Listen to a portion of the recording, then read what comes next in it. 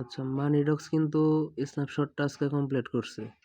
এখন আমরা যে পয়েন্টটা এই জায়গায় আছে এটা কিন্তু আমরা স্টিক করে এই জায়গায় থেকে মানে ব্যালেন্সটা বাড়িয়ে নিতে পারবো।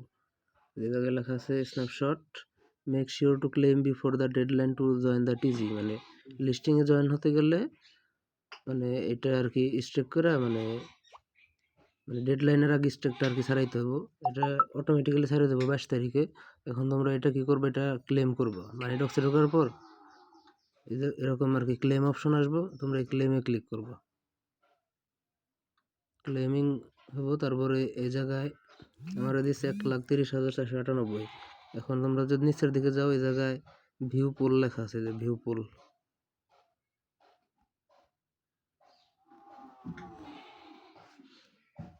আচ্ছা, লঞ্চ পুলে যাওয়ার পর নিচের দিকে যদি যাই তাহলে এই জায়গায় ভিউ পুল লেখা আছে, যে ভিউ পুল।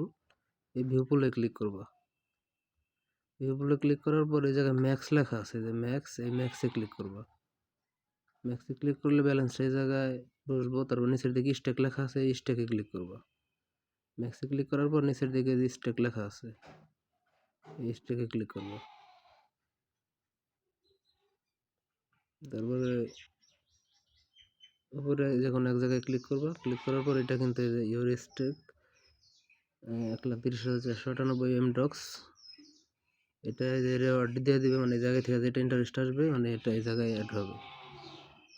সবাই এটুক কাজ করে রাখো। এই জায়গায় দেওয়া আছে ব্যালেন্স, তারপর মিনিমাম অ্যামাউন্ট সব কিছু দেওয়া আছে। তার লঞ্চ পুল ক্লোজিং টাইম, মানে এটা আর কি আনস্টেক হয়ে যাব ডিসেম্বর 22 6 AM।